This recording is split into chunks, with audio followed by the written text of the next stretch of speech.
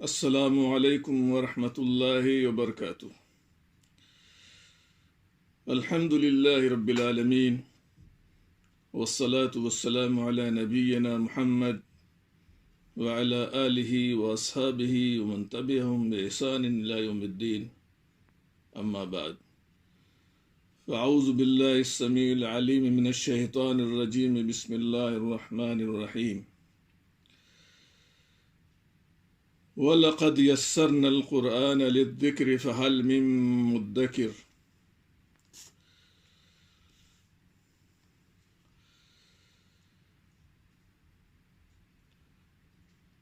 محترم ناظرین، اس سے پہلے والی ملاقاتوں میں آپ سے گفتگو کی گئی تھی کہ قرآن کریم کو سمجھنا اور قرآن کریم کی سمجھ حاصل کرنا اور سمجھ کر اس کی آیات میں غور و فکر کرنا اور عمل کرنا، یہ اس امت مسلمہ کے لیے انتہائی لازمی اور ضروری ہے۔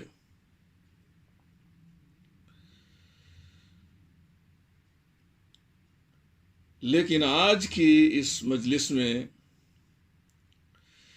اس تعلق سے آپ سے گفتگو ہوگی کہ کیا قرآن کریم کا سمجھنا اور اس کی فہم حاصل کرنا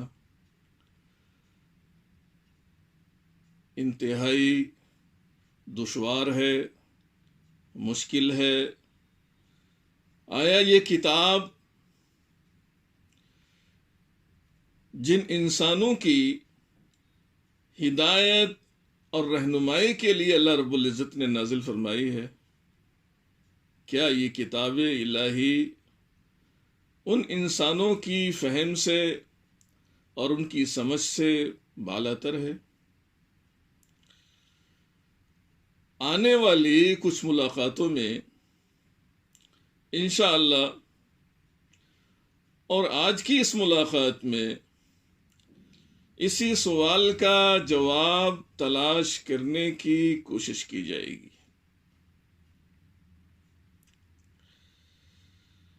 تو اس سوال کا جواب دینے سے پہلے اور ذکر کرنے سے پہلے میں آپ سے یہ ذکر کرنا چاہوں گا کہ اللہ رب العزت نے انسانوں پر بے شمار احسانات کیے ہیں، انعامات کیے ہیں، بہت ساری نعمتوں سے اللہ رب العزت نے ان انسانوں کو نوازا ہے، اور اس بات کا اظہار اللہ رب العزت نے خود بھی کیا ہے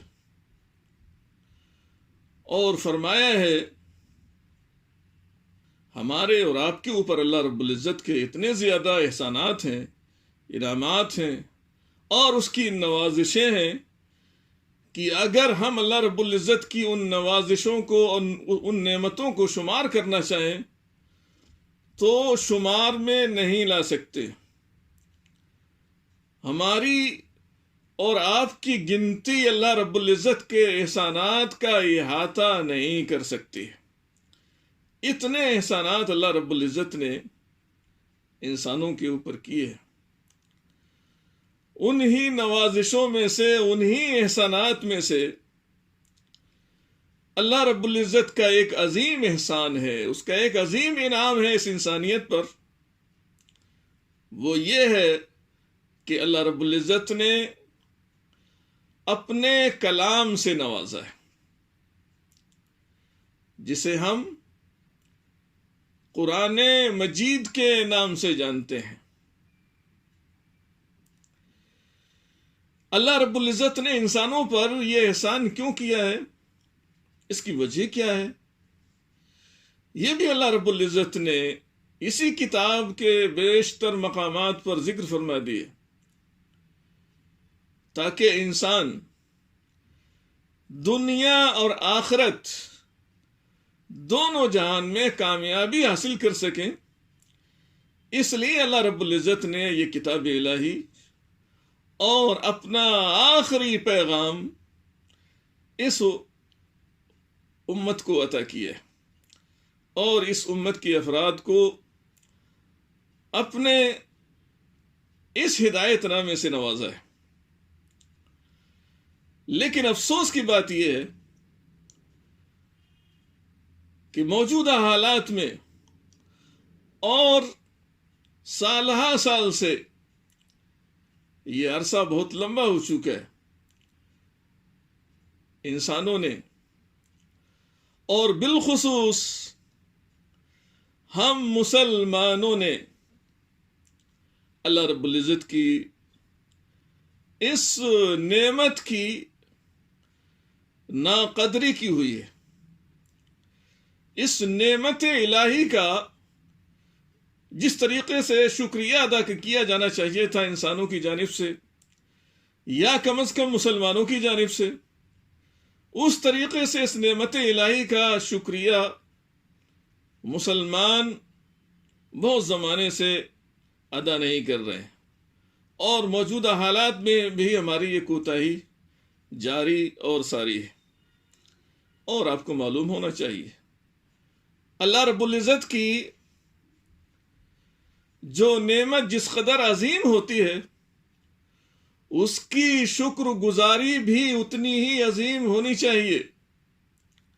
اور اگر اللہ رب العزت کی اس عظیم نعمت کی ناشکری کی جاتی ہے، ناقدری کی جاتی ہے، تو اس کی سزا بھی اللہ تعالی اتنی ہی سخت دیتا ہے۔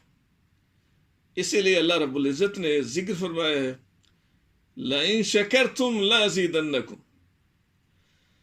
اگر تم میری نعمتوں کی شکر گزاری کرو گے، اور ان عظیم نعمتوں میں سے بہت عظیم نعمت یہ کلام الہی ہے، قرآن ہے، اگر تم میری نعمتوں کی شکر گزاری کرو گے تو میں اور نعمتوں سے تم کو نوازوں گا، میری نوازشیں اور زیادہ تمہارے اوپر ہوں گے، میرے احسانات کا دائرہ اور وسیع ہو جائے گا۔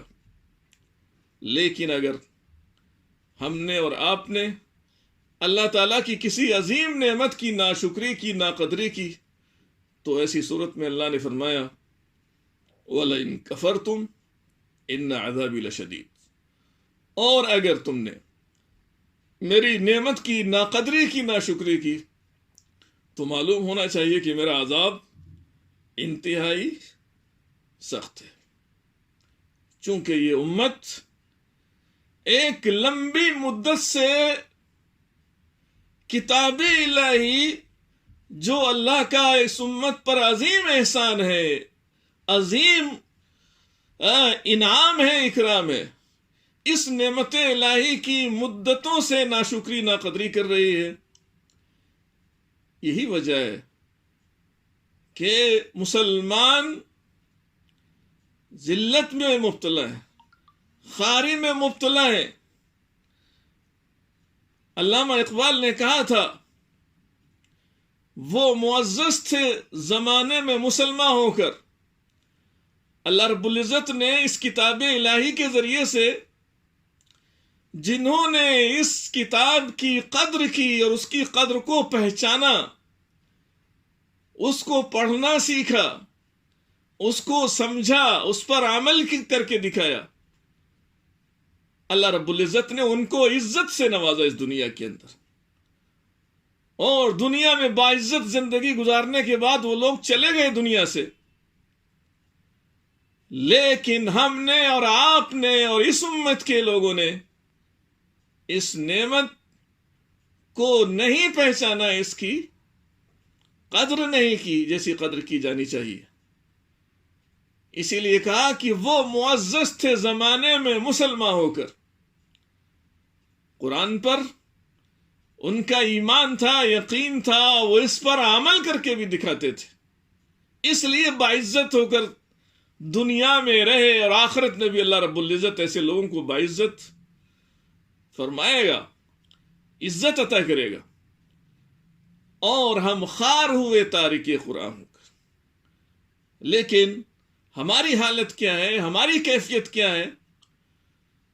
ہم نے جب سے اس قرآن کو چھوڑا ہے، ہم ذلت اور پستی کے غار میں ڈھکیل دیے گئے، کہیں سے ہمارے اوپر مدد نہیں آ رہی ہے۔ اور حیرت کی بات یہ ہے کہ ہم میں سے اکثر لوگ یہ جانتے بھی ہیں کہ ہماری ذلت کا سبب کیا ہے، ہماری رسوائی کا سبب کیا ہے، ہماری پریشانیوں کے اسباب کیا ہیں۔ آج کل ہم اس سے اچھی طرح سے آگاہ بھی ہیں، باخبر بھی ہیں، اور اللہ کے رسول صلی اللہ علیہ وسلم نے بھی اپنے ارشادات کے ذریعے سے ہم کو آگاہ کر رکھا ہے۔ میں نے اس سے پہلے تفصیل سے اللہ کے رسول صلی اللہ علیہ وسلم کی حدیث پیش کی تھی، ان اللہ یرفع بهذا الکتاب اقواما ویضع به آخرین، کہ اللہ رب العزت اس کتاب کے ذریعے سے، اس قرآن کے ذریعے سے کچھ لوگوں کو عروج، بلندی، ترقی عطا کرے گا۔ یہ کون لوگ ہوں گے؟ یہ وہ لوگ ہوں گے جو اس کتاب کو پڑھیں گے، سمجھیں گے، عمل کریں گے، غور و فکر کریں گے، اور اس کے عالمی پیغام کو، اس عالمی مشن کو دوسرے لوگوں تک پہنچائیں گے۔ ان کے بارے میں اللہ کے رسول نے فرمایا۔ وہیں آپ نے فرمایا وَيَدْعُ بِهِ آخَرِينَ، کچھ ایسے لوگ بھی ہوں گے جن کو اللہ تعالیٰ اس کتاب کے ذریعے سے ذلت عطا فرمائے گا، پستی میں ڈھکیل دے گا، پسماندگی میں ڈال دے گا، دنیا اور آخرت میں ترقی کے جتنے راستے ہو سکتے ہیں، جتنی راہیں ہو سکتی ہیں، اللہ رب العزت اس کے نتیجے میں وہ ترقی کی ساری راہیں ان کے اوپر بند فرما دے گا۔ ہم یہ بھی جانتے ہیں کہ ہماری پستی کا، ہماری ذلت کا سبب یہ کتاب الہی ہے۔ اس عظیم انعام اور احسان کا شکریہ اس امت کو ادا کرنا چاہیے تھا،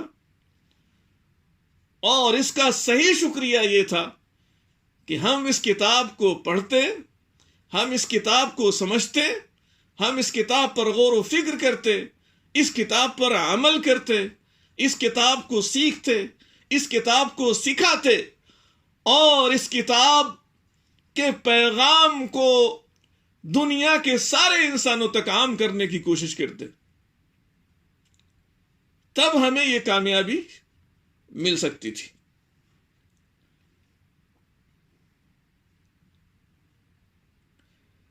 لہذا یہ کتاب الہی اللہ رب العزت نے ہمیں اس لیے عطا فرمائی ہے کہ ہم اس کا حق ادا کریں، لیکن موجودہ حالات میں یا بہت زمانے سے یہ امت اس کتاب الہی کا حق ادا نہیں کر رہی، اس کتاب کو سمجھنے کی کوشش ہی نہیں کرتی۔ آپ تصور کیجئے کہ اللہ رب العزت نے اس کتاب کو کیوں نازل فرمایا ہے، اس کی وجہ بھی ذکر فرمائی ہے۔ مشہور آیت شہر رمضان الذی انزل فیہ القرآن ھدی للناس، رمضان کا وہ مہینہ جس میں یہ کتاب نازل کی گئی ہے، یہ قرآن اللہ تعالیٰ نے نازل فرمایا ہے۔ رمضان کے سب سے افضل مہینے میں اللہ تعالیٰ نے اس کتاب الہی کو نازل فرمایا ہے، اور جس رات میں نازل فرمایا اس کو سب سے بہتر رات دنیا کی قرار دیا گیا ہے۔ لیکن کس لیے، مقصد کیا تھا اس کتاب الہی کے نازل کرنے کا؟ ھدی للناس، یہ کتاب الہی سارے انسانوں کے لیے سراپا ہدایت ہے، ساری انسانیت کے لیے ہدایت کا سرچشمہ ہے، آپ سوچیں، غور و فکر کریں کہ ایک کتاب اللہ تعالیٰ سارے انسانوں کی ہدایت کے لیے، صرف مسلمانوں کے لیے نہیں، سارے انسانوں کی ہدایت کے لیے نازل فرمائے، کیا وہ کتاب ایسی ہو سکتی ہے کہ وہ لوگوں کی سمجھ ہی میں نہ آئے؟ کیا یہ کوئی جادو کی کتاب ہے، کہانت کی کتاب ہے، منتروں کی کتاب ہے جو سمجھ ہی میں نہ آئے؟ اللہ رب العزت نے سارے انسانیت کی ہدایت کے لیے کتاب نازل فرمائی ہے۔ کیا اس کا یہ مقصد تھا کہ چند لوگ صرف اس کتاب الہی کو سمجھیں اور باقی انسان اس کتاب الہی کو نہ سمجھیں؟ کیا اس سے اس کتاب الہی کے نازل کرنے کا مقصد حاصل ہو سکتا ہے؟ قطعاً نہیں ہو سکتا ہے۔ ہم نے یہ غلط سمجھا ہوا ہے کہ ہماری سمجھ میں یہ کتاب نہیں آ سکتی ہے، ہمارے اندر اتنی صلاحیت نہیں ہے اس کتاب کو سمجھنے کی۔ یہ غلط فکر ہے، غلط سوچ ہے۔ کتاب الہی کی فہم حاصل کرنا کم از کم ہر مسلمان کے لیے لازمی اور ضروری ہے، اور اس کے سمجھنے کی دو صورتیں ہو سکتی ہیں، دو شکلیں ہو سکتی ہیں۔ ایک تو عام شکل آپ کہہ سکتے ہیں، ایک خاص شکل کہہ سکتے ہیں، یا ایک آسان طریقہ کہہ سکتے ہیں، ایک مشکل طریقہ کہہ سکتے ہیں اس کتاب الہی کو سمجھنے کا۔ ہر حال میں ہمیں اس کتاب الہی کو سمجھنا چاہیے۔ مختصر طریقہ اس کتاب الہی کو سمجھنے کا، آسان طریقہ اس کتاب الہی کو سمجھنے کا ہر مسلمان کے لیے لازمی اور ضروری ہے، واجب ہے۔ اللہ رب العزت نے اس کتاب میں عقیدے کے جو احکام بیان فرمائے، ایمان کے ارکان بیان کیے گئے، وہ کتنے ہیں، کس پر ایمان رکھنا ہے، ایمان کی شکلیں کیا ہیں، اور یہ کہ شرک کیا ہے، توحید کیا ہے۔ اللہ رب العزت نے اس کائنات کے اندر اپنی قدرت کے بے شمار مظاہر اس میں پھیلائے ہوئے ہیں، اس کائنات کے اندر۔ ان پر کیسے غور و فکر کریں گے، ان سے کیسے عبرت حاصل کریں گے؟ عقیدے کے یہ احکام، ان کا سمجھنا ہر مسلمان کے لیے لازم اور واجب اور ضروری ہے۔ قرآن کریم میں بے شمار آیات ہمارے عقائد سے تعلق رکھتی ہیں، لیکن افسوس کی بات یہ ہے کہ ہم تو یہ سمجھتے ہیں کہ یہ کتاب ہماری سمجھ میں نہیں آئے گی، یہ سمجھ کر ہم نے اپنے عقیدے ہی کو چھوڑ رکھا ہے۔ ہر مسلمان کی ذمہ داری ہے کہ اس حد تک اس کتاب الہی کو سمجھے کہ وہ اپنے عقیدے کی اصلاح کر سکے، شرک سے بچ سکے، شرک اکبر سے، شرک اصغر سے بچے اور دوسروں کو بھی بچانے کی کوشش کرے۔ اور اسی طریقے سے عقیدے کے بعد ہماری عبادات ہیں، اللہ رب العزت نے اس کتاب الہی کے اندر عبادات بھی بیان فرمائی ہیں، اور خاص طور سے جو ارکان عبادت ہیں۔ لہذا ہر مسلمان کو یہ جاننا ضروری ہے کہ نماز کا حکم کیا ہے، اور اس کے کچھ احکام جو قرآن میں اللہ رب العزت نے بیان فرمائے ہیں ان کو سرسری طور سے، تاکہ وہ عمل کر سکے۔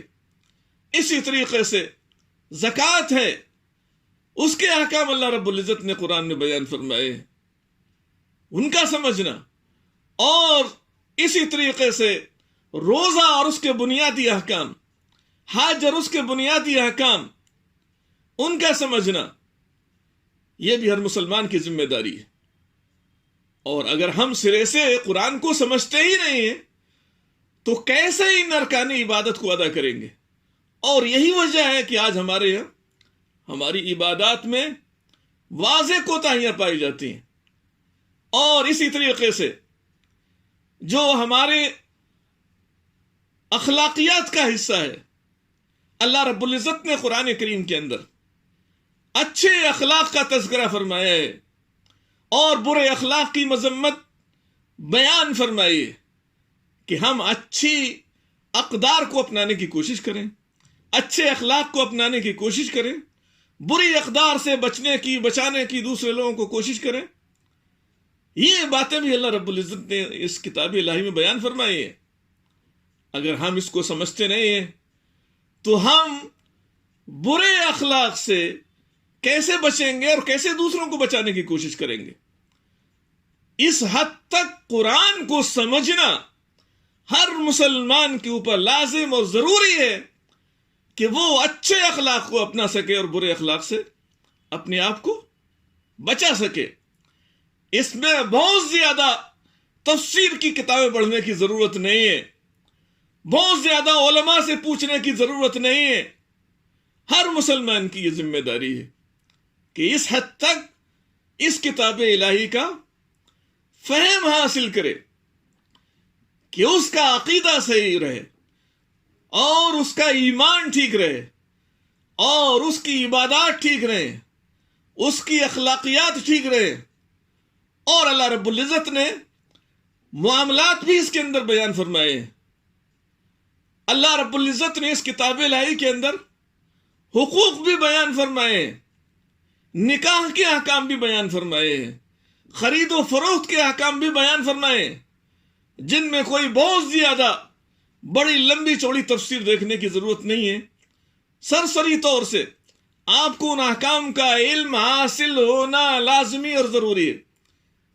اور حقوق بھی اللہ تعالیٰ نے اس کتاب کے اندر بیان فرمائے ہیں، والدین کے حقوق بیان فرمائے ہیں، اولاد کے حقوق بیان فرمائے ہیں، بیوی کے حقوق بیان فرمائے ہیں، پڑوسیوں کے حقوق بیان فرمائے ہیں، اور جس سماج اور معاشرے میں رہتے ہیں اس سماج اور معاشرے کے حقوق بیان فرمائے ہیں۔ یہ کتاب الہی، اس کے کیا حقوق ہیں، اللہ رب العزت کا کیا حق ہے ہمارے اوپر، اس کے کیا حقوق ہیں، یہ ساری چیزیں اس میں بیان کی گئی ہیں۔ اتنی فہم قرآن کی حاصل کرنے کے لیے آپ کو بہت زیادہ سر کھپانے کی ضرورت نہیں ہے۔ اتنا قرآن کو سمجھنا ہمارے لیے ضروری ہے تاکہ ہم اسلام کے جو بنیادی احکام ہیں ان پر عمل کر سکیں اور دنیا اور آخرت دونوں جہان کی کامیابی حاصل کر سکیں۔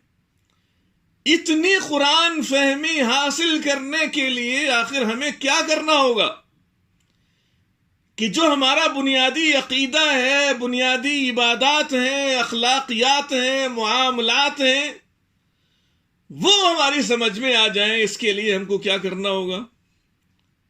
اس کے لیے اس موجودہ زمانے کے اندر اگر ہم عربی زبان نہیں جانتے ہیں یا ہماری زبان عربی نہیں ہے، کوئی دوسری زبان ہے، اردو ہے، انگریزی ہے، بنگلہ ہے یا اور کوئی سی دنیا کی زبان ہے، اگر ہمیں عربی زبان نہیں آتی ہے، یہ اللہ رب العزت کا فضل و احسان ہے کہ اس نے اس کتاب الہی کے تراجم کرنے کی بندوں کو اور انسانوں کو توفیق عطا فرمائی ہے۔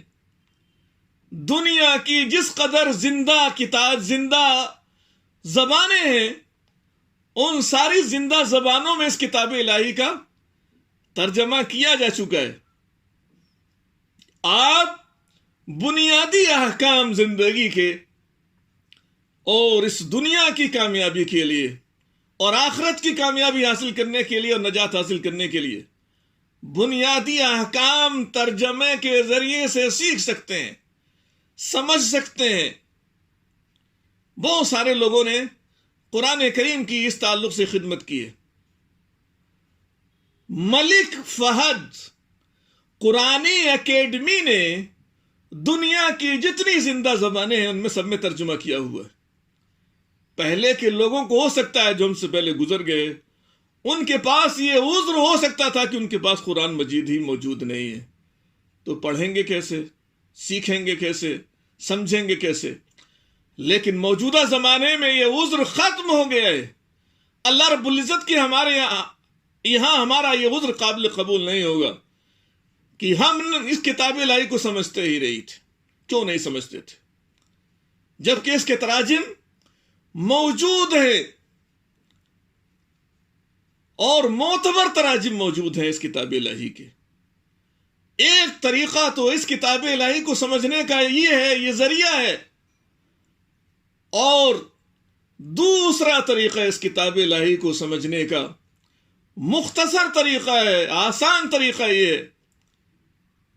عرب ممالک کے اندر بہت ساری یونیورسٹیوں نے، جامعات نے، جن لوگوں کی زبان عربی نہیں ہے ان کو عربی زبان سکھانے کا اہتمام کیا ہے، اور بہت سارے لوگ سیکھ چکے ہیں، سیکھ رہے ہیں، اور یہ کورس 1 سال سے لے کر زیادہ سے زیادہ 2 سال کی مدت تک کا ہے۔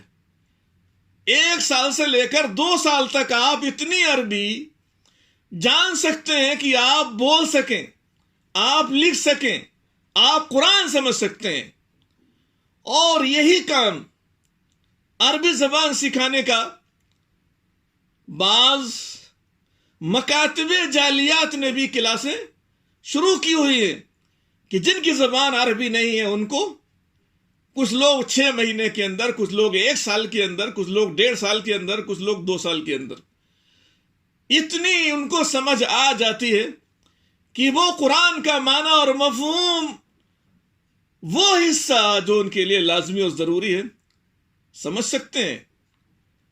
اور میں گزارش کروں گا، میری اپیل ہے کہ ہندوستان کے مدارس میں بھی، ہندوستان کی یونیورسٹیوں کے اندر اگر ممکن ہو تو اس طرح کا عربی زبان کو سکھانے کا مختصر کورس ہونا چاہیے، تاکہ مسلمان اس کتاب الہی کو کم از کم جن پر عمل کرنا ان کے لیے لازمی اور ضروری ہے ان کو تو سمجھ سکیں۔ یہ مختصر راستہ ہے، اور طویل راستہ کیا ہے؟ میں یہاں قرآن کو سمجھنے کا جو طویل راستہ ہے وہ ظاہر سی بات ہے مشکل راستہ ہے، آسان نہیں ہے، اور وہ راستہ علماء اکرام کا ہے، علماء دین کا ہے، علماء شریعت کا ہے کہ انسان اس کتاب الہی کو جو علوم اور جو معارف اور جو دقیق احکام، اور یہ قرآن چونکہ فصاحت اور بلاغت کے سب سے اعلیٰ اسلوب میں اللہ تعالیٰ نے نازل فرمایا ہے، اس کی باریکیاں سمجھ سکیں، یہ عام لوگوں کا کام نہیں ہے۔ یا قرآن سے مسائل کا استنباط کرنا، یہ بھی عام لوگوں کا کام نہیں ہے۔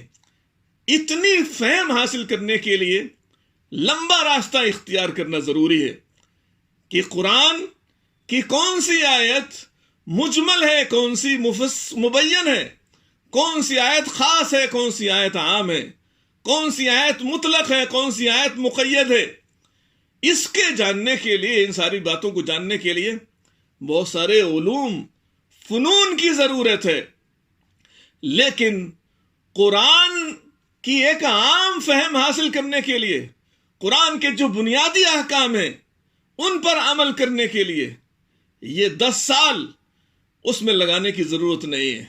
8 سال، 6 سال، 7 سال قرآن سمجھنے کے لیے لگانے کی ضرورت نہیں ہے، لیکن کوشش تو ہماری ہونی چاہیے کہ جو شریعت کے دین کے بنیادی احکام اللہ رب العزت نے اس کتاب الہی میں بیان فرمائے ہیں، کم از کم ان کو تو سمجھنے کی کوشش کریں۔ لہذا ضرورت اس بات کی ہے کہ اس امت کے عام افراد بھی اب معذور نہیں رہے ہیں، ان کا عذر اللہ تعالیٰ کی بارگاہ میں قابل قبول نہیں ہوگا کہ ہم قرآن کو نہیں سمجھتے تھے اس لیے عمل نہیں کیا۔ آج موجودہ حالات میں، ترقی اور ٹیکنالوجی کے اس دور میں آپ یہ عذر پیش نہیں کر سکتے۔ آج ہر انسان کے موبائل میں قرآن مجید موجود ہے، قرآن مجید کے سارے تراجم موجود ہیں، کتنی ایسی ایپلیکیشن ہیں، ایپس ہیں اس موبائل کے اندر، نیٹ پر، ہم جب چاہیں ایک کلک میں جو تفسیر چاہیں اٹھا کر دیکھ سکتے ہیں، قرآن کریم کا جو ترجمہ چاہیں ہم دیکھ سکتے ہیں۔ آج اس زمانے میں اتنی آسانیاں ہو گئی ہیں اس کتاب الہی کو سمجھنے کی، اور اس کتاب الہی پر عمل کرنے کے راستے بہت آسان ہو گئے ہیں۔ لیکن افسوس کی بات یہ ہے کہ یہ امت آج بھی غفلت میں مبتلا ہے، لاک ڈاؤن کے ایام میں بھی قرآن کی طرف رجوع کرنے کے لیے تیار نہیں ہے، اس کتاب الہی کو وقت دینے کے لیے تیار نہیں ہے۔ یہ انتہائی افسوس کی بات ہے۔ اللہ رب العزت سے دعا ہے کہ اللہ تعالی مسلمانوں کو صحیح سمجھ عطا فرمائے، اور اس کتاب الہی میں جو بنیادی احکام ہماری عملی زندگی سے تعلق رکھتے ہیں، ہمارے عقائد سے تعلق رکھتے ہیں، جس میں کسی بڑی تفسیر یا مطالعے کی ضرورت نہیں ہے، اللہ تعالی ہمیں اس حد تک تاکہ ہم ان احکام پر عمل کر سکیں قرآن مجید کو سمجھنے کی توفیق عطا فرمائے۔ انشاءاللہ زندگی رہی تو پھر اسی تعلق سے کچھ گفتگو ہوگی۔ وآخر دعوانا الحمدللہ رب العالمین۔